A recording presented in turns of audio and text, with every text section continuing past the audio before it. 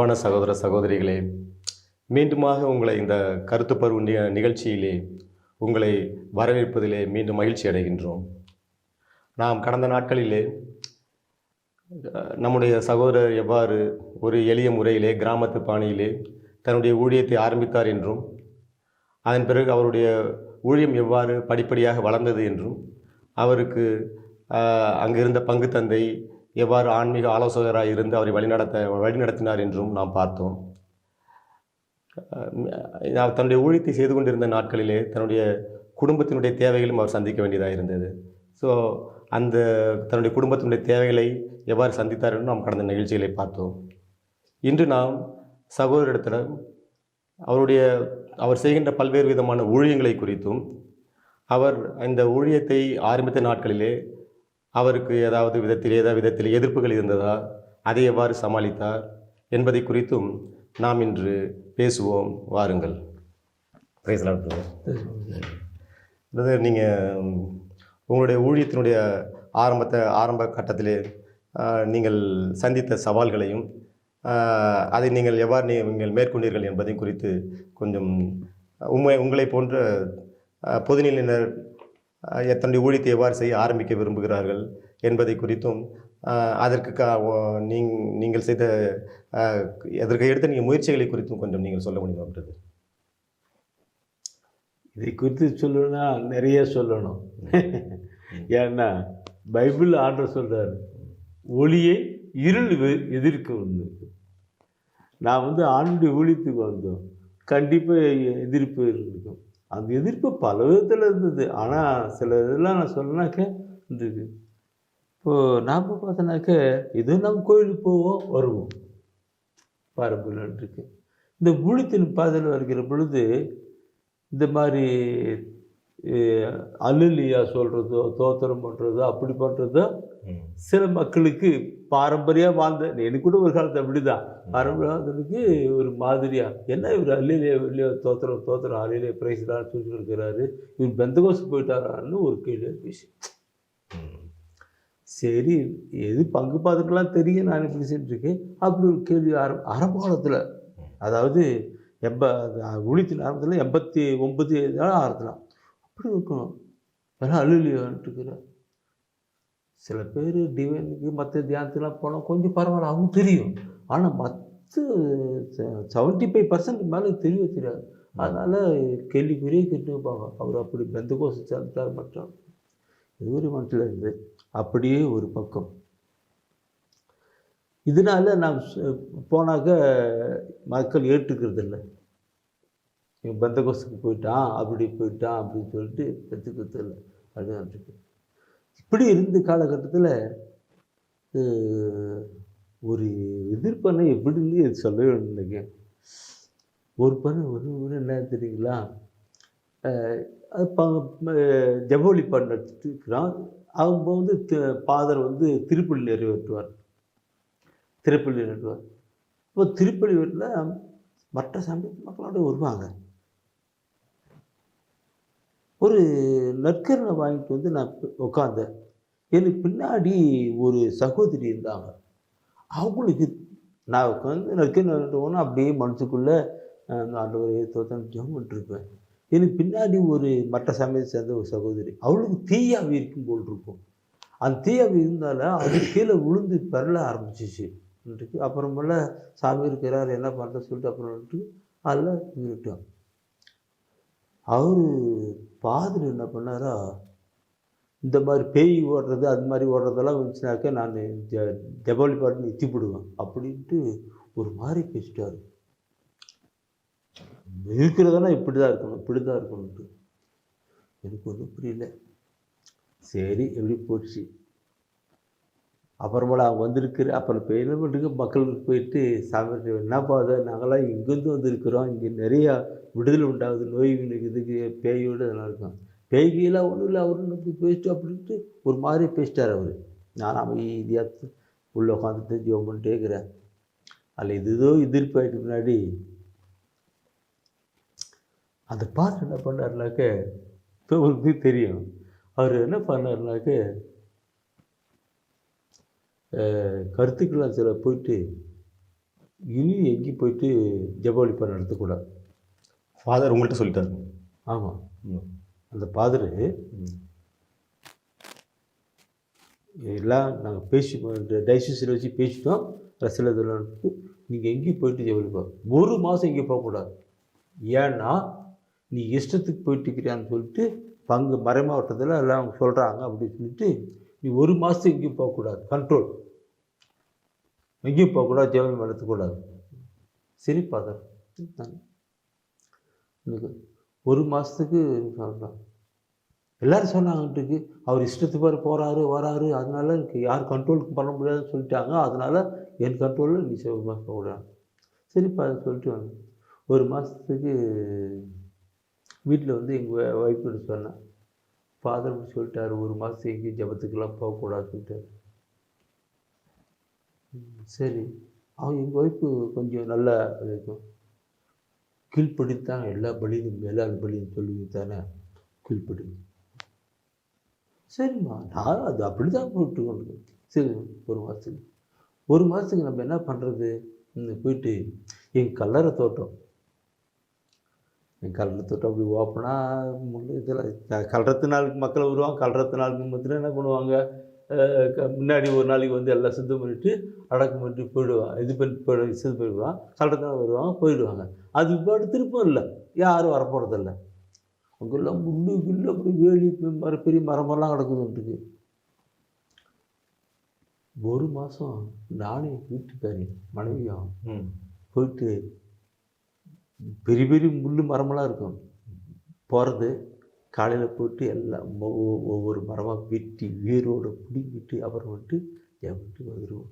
அந்த கருவ மரம், கருவ மரம், அந்த விவசாய முள் சொல்லுவாங்க. இந்த மாதிரி காலையில் போகிறது, இந்த ஸ்கூல் பிள்ளைங்களாம் அனுப்பிவிட்டு அப்புறம் போகிறது செய்கிறது, திரும்ப சாயந்தரம் வர்றது, வீட்டில் இப்படியே இருந்தோம் 1 மாதம். இல்லை, அந்த ஃபாதர் அங்கேருந்து புலாப்பட்டிக்கு போவார். அந்த வழியை எப்போனா போவார்.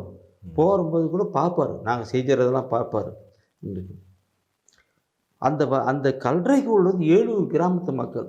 அவங்களும் பார்த்துட்டு என்ன இவர் கல்றை தோட்டத்தை சுத்தம் பண்ணிட்டு இருக்கிறாரு, என்ன விஷயமாக்கும், யாரையும் கூப்பிடல, அவரும் மாத்திரம் அவங்க தான் வீட்டுக்காரி மாத்திரம் வேலை செஞ்சுட்டு இருக்கிறாங்கன்னு சொல்லிட்டு எல்லாம் பேசினாங்க.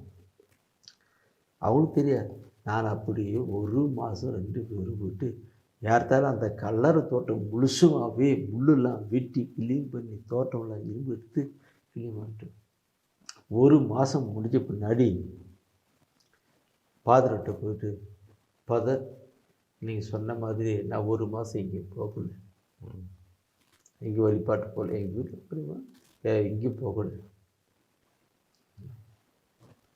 செல்வம், நான் எல்லாம் பார்த்துக்கிட்டு தான் இருந்தேன். கீழ்ப்படிதல் நல்லா இருந்தது. கல்ற தோட்டத்தில் சித்தம் பண்ணிட்டு கீழ்ப்படுதல் எல்லா பலிகளையும் விட மேலானதுன்னு சொல்லிட்டு நல்லா கீழ்ப்படுதல். இப்போ யார் கேட்டாலும் சொல்லுவேன், நான் சொல்கிற பேச்சா இருந்தாலும் கேட்பார். அவர் நடத்துகிற கீழ்ப்படுதல் இருக்கிறது. அவர் இஷ்டத்துக்கு ஓடுறது கிடையாது. என்ன சொல்கிறா செய்வார் எனக்கு இப்போ உறுதி வந்துவிட்டது. அதனால் நீங்கள் எங்கேனாலும் போகலாம், எப்படியாலும் பண்ணலாம், அப்படின்னு சொல்ல ஆரம்பிச்சிட்டார். நான் முட்டி போட்டு ஃபாதர் பிள்ளை செய்வேன். அப்புறமேல கடவுளுடைய கிருமினால அந்த இது ஆரம்பிச்சு. அப்படி ஒரு தடை இதோ ஒரு நிலையில் இங்கே ஓட்டு நட்டுக்கு. இது நான் ஏன் சொல்கிறேன்னா, கீழ்ப்படிதல் மிக பலி மேலானதுன்னு சொல்கிறாருங்களா, அது மாதிரி குருவானவர் அவருக்கு பங்கு தந்தை. அவருக்கு எப்படி யார் என்ன சொன்ன கொண்டாந்தாரோ தெரியாது. ஆனால் அவர் சொன்னார் ஓகே, நம்ம எதிர்த்து போடவே இல்லை. சரி ஃபாதர் சரி அப்படி வந்தோம். வீட்டில் வந்தோம், செஞ்சோம். 1 மாதம் இங்கே போகலை, செஞ்சுட்டு இருந்தோம். அவர் ஜெபம் பண்ணிட்டு நீங்கள் எங்கே நான் போகலாம், நான் பதில் நான் சொல்லிக்குவேன் சொல்லிட்டார். இப்படி தான் எனக்கு அந்த எதிர்ப்பில் நடந்த ஒரு கருத்து. ஸோ அப்படிப்பட்ட எதிர்ப்பு வரும்பொழுது நம்ம வந்து அவர் நமக்கு மேலே வச்சிருக்கிற அதிகாரங்களுக்கு வந்து நம்ம வந்து கீழ்ப்படிஞ்சு, ப்ளஸ் நம்மளோட நேரத்தை வந்து ஆண்டவரோட மகிமைக்காக நம்ம வந்து இப்போ நீங்கள் வந்து உங்களை தாழ்த்தி நீங்கள் வந்து போய் கள்ளத்தோட்டத்தை போய் சுத்தம் பண்ணீங்க. ஸோ அந்த செயல்பாடு வந்து அவருக்குள்ள ஒரு மாற்றத்தை கொண்டு வந்திருக்கு இல்லைங்களா? அந்த அவரும் பங்கு வருவார், கோயில் பண்ணிட்டு இருக்கார். பல விதமான கருத்தில் சொல்ல அவருக்குள்ள இவர் கீழ்படி அந்த ஒரு பத்தகோஸ் அப்படின்னு சொல்லிட்டு நினச்சிக்கினே இல்லை இருக்கோம். அப்புறமா இப்படி சொல்லி நடந்துனே அவருக்குள்ள மன பூர்வமாகி போச்சு. நான் அப்படியாக ஆண்டவருக்கு கீழ்ப்படிந்து கடந்து போனால கடவுளை என்னை ஆசீர்வதித்து அப்படியே உயர்த்த ஆரம்பிச்சிட்டாரு. இது எல்லாம் இப்போ அவர் பங்குல சொன்னு மறைமாவட்ட குருக்கள்கிட்ட சொல்ல ஆரம்பிச்சிட்டார். மறைமாவட்ட குருக்கள்கிட்டலாம் இப்படி தான் நடந்துச்சு, இப்படி அவரை பற்றி இல்லாதப்பெல்லாம் சொன்னாங்க. நானும் அப்படி பார்த்து அங்கே பேய் ஓட்டுறது மாதிரியெல்லாம் ஒருவருக்கு இது போதும் சொல்லிட்டு நினச்சேன். அப்புறம் நான் சொன்னேன் இப்படி நடந்துச்சுன்னு சொல்லிட்டு எல்லா பாத்திரத்தையும் நல்ல வரைக்கிறேன். அப்போ மற்ற பங்குலாம் கூட என்ன கூப்பிட ஆரம்பிச்சிட்டேன். ஸோ அவன் மற்றவர்களுடைய கண்களில் நமக்கு தேவை கிடைக்க ஆன்ம குரு அவர் கீழ்ப்படுதல் தீர்வு. அவர் எந்த இருந்தாலும் சரிதான். அவர் திடீர்னு அப்படி சொல்லிட்டாரு, நான் ஓகேன்ட்டேன். அப்புறமா பார்த்தாரு என்னுடைய நடத்தலாம் ஓகேன்ட்டாரு. இன்னைக்கு மறுநாட்டில் எல்லாம் போயிட்டு பிறகு அந்த ஜபத்தை பற்றி சொல்லிட்டு இருந்தீங்க. இந்த ஒருத்தவங்க பேய் பிடிச்சி ஆடினாங்கன்னு சொல்லிட்டு இருந்தீங்க. ஸோ மார்க் 16, 17, 18 வந்து என் பெயரால் திருமுழுக்கு பெற்றோர் வந்து பின்வரும் அடையாளங்களை செய்வார்கள், என் பெயரால் வந்து புதிய மொழிகளை பேசுவார்கள், பேய்களை ஓட்டுவார்கள், அவர்கள் கைகளை வைக்க நோயற்ற குணமாகணும்னு சொல்லுவாங்க. ஸோ இப்படிப்பட்ட வரங்கள் வந்து உங்களுக்குள்ளார செயல்பட்டு இருக்கா பிரதர்? அதை குறித்து வரங்களுக்கு தான் சொன்னேன். அது இப்படி இருந்துச்சுங்க. நான் ஏற்கனவே சொல்லியிருக்கிறேன், இந்த கடவுள் குணமாக்குற வழக்கு எனக்கு வெளியே சொல்லி கொடுத்தாரு. அதனால் பேய் ஓட்டுகிற பாருங்கும்போது நான் பஸ்ஸில் வரும்போது ஒரு நாள் நடந்த நிகழ்வு நான் சொல்லியிருக்கிறேன். அதான் உங்களுக்கு சொல்லியிருப்பாங்க.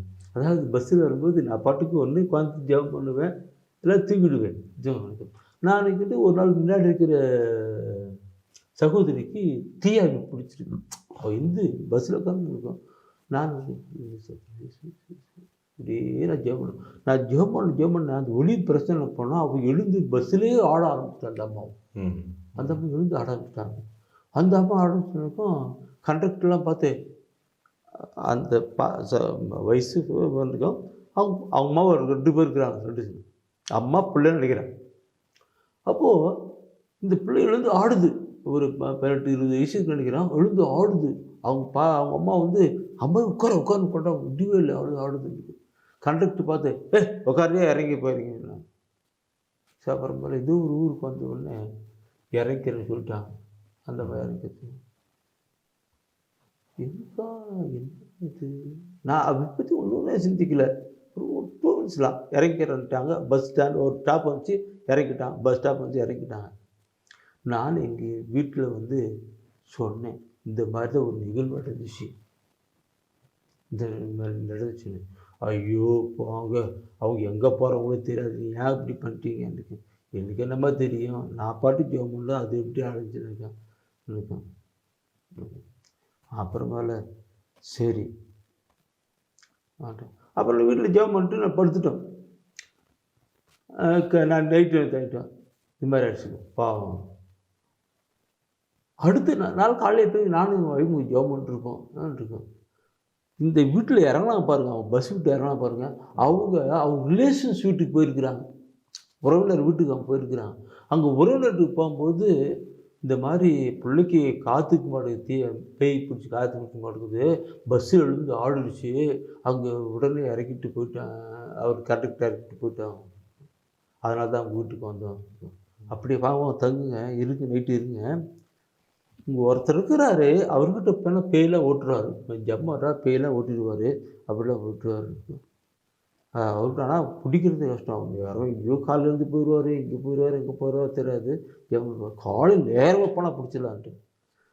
அதே மாதிரி என்ன பண்ணால் அவங்க ரிலேஷன்ஸ், அந்த ரிலேஷனும் அவங்க அம்மா அந்த பிள்ளை 3 பேரும் காலை விடிகாலம் வந்து கதவு தட்டுறாங்க. விடிகால நேரம் வந்து கதவு தட்டுறாங்க, பஸ்ஸில் வந்து கதவு தட்டுறாங்க. நான் கதவை எங்கள் வீட்டுக்காரங்க கதவு தட்டுறோம். திறந்து பார்த்தனாக்கா அவங்க வந்துட்டு இருக்கிறாங்க. நான் எங்கள் ஒய்ஃப் பேர் சொல்லி கத்திரி நைட் சொன்னேன், அவங்க இவங்க தான் சொன்னேன், அவங்க இவங்க தான் இயேசுவே சொல்லிட்டேன். இயேசுவே இவங்க தான் கத்திரி, இயேசுவே அப்படி சொன்ன போகிற இயேசுவே சொன்ன உடனே அது டமான் கீழே விழுந்து போச்சு. அப்படியே டமான் கீழே அப்படியே மலாந்து கீழே விழுந்து போச்சு. அப்புறமேல அப்படி விழுந்த உடனே அவர் சொல்கிறாரு, சார் இது மாதிரி வயசு இது மாதிரி ஆச்சான், அது நான் கூட்டு வரலான்னு தான் கூப்பிட்டு வந்தேன். அந்த அம்மாவும் சொல்கிறாங்க, பஸ்ஸில் இப்படி ஆகி போச்சுன்ட்டுருக்கு. அது எங்கே இல்லைம்மா எனக்கு தெரியும் நான் சொல்லிட்டு அதில் ஜெபம் பண்ணிட்டு உடனே பேய் போச்சு. அவள் அந்த பாப்பா எழுந்து